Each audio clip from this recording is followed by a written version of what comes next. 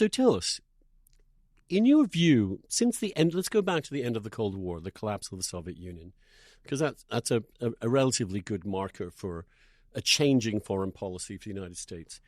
What have you, in your views, have been the biggest errors the West has made in its relationship with Russia first, and then in its relationship with China? Well, relationship with Russia, I'm tempted to say that I was one of the 50 people who had repeated advertising. It was organized by Susan Eisenhower. Most of these people were much more qualified than I, former ambassadors to Moscow, distinguished statesmen of different kinds, who were opposed to NATO expansion. We were opposed to NATO expansion not just to not to hurt Russian sensibilities, as it were, but our focus was the fact that NATO was a true alliance. An alliance where, let's say, when there was a pressure against the Norwegians, they would promptly arrive at American division, the Marine division, actually, to reinforce on a kind of exercise, but really reinforce. When there was trouble somewhere else, could be Eastern Turkey, because in those days, Turkey was a true NATO ally, and the Russians could put pressure. There was a thing called ACE Mobile Force, which is the Central Command Mobile Force. There could be up to 30,000 soldiers that would arrive the next day. It was a true military alliance. And once you bring in countries that are indefensible, geographically, like Estonia, however worthy and nice people they might be, they're indefensible, then you turn a true military alliance into a sort of a kind of nice, or not a nice club, but you don't, it's not a military alliance. We thought that it was very important that NATO should be a true military alliance. When there's a threat, there is a response. Like, let's say that Ukraine were a member of NATO, which is not even now, but we're a member of NATO. Russian army meets. At that point, American, German, Dutch, Belgian, Italian, French troops arrive and stand there. And we had this successive as it was ignored because NATO membership was handed out as a kind of encouragement and reward. Why? Because the European Union was much slower in accepting country since they had to shell out money to raise up standards. So since it costs money to the European Union to bring in these countries, why not just give them NATO membership as a nice thing? Like in a school, you give a winner's prize to every single kid, make him feel good.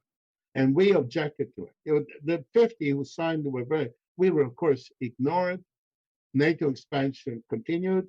And along the way, the Russians participated and sent a big delegation to NATO.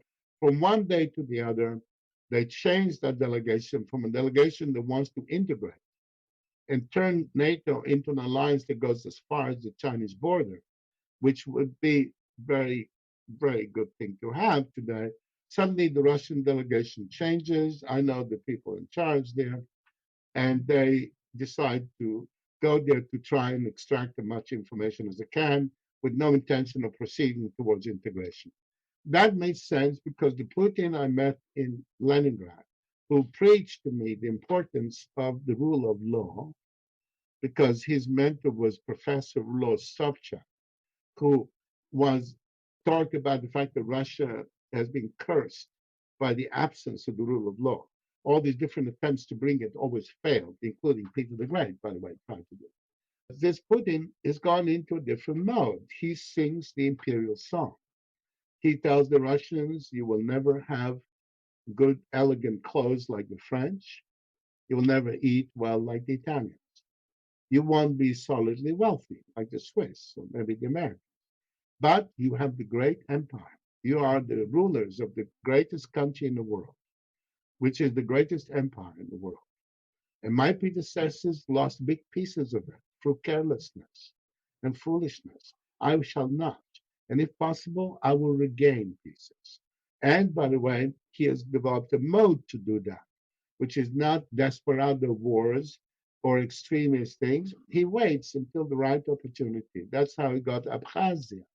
Abkhazia is very small, but it is the southernmost part of what you would call Russia. Therefore, the oranges and lemons, and it gives a Mediterranean thing. It's important for the Russians that stay within Russia, you can have the Mediterranean kind of existence. Then Ossetia, even smaller, but important because Ossetia is Christian. And therefore, improves the balance in the Caucasus between Muslims and Christians. Then the Crimea, which everybody knows has sentimental connections for the Russians, and which was arbitrarily transferred from Russia to Ukraine by Nikita Khrushchev, as a kind of joke, in fact. So he gets all this, but how does he get them? By waiting for the ripe fruit to fall into his hands. He leaves it to Zhirinovsky and these, loudmouth extremists to call for action to take stuff. He waits for it to drop. And that is how he got Kazakhstan. Kazakhstan was very independent. They got an upheaval and they called in Russian troops. From that moment on, even the Russian troops were few and they left after 2 days. Until the day comes that Kazakh troops are called to Moscow, there is a suzerainty element established.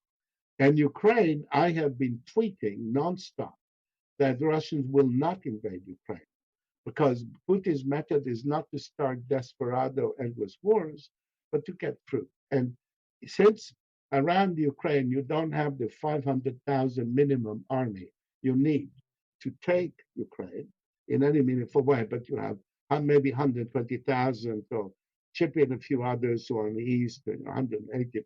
That number is a number for an adventure. Putin is not an adventure. So what we have here is, bottom line, the Russians are no good at anything except writing really good novels, actually, and empire, strategy. The Russians win their wars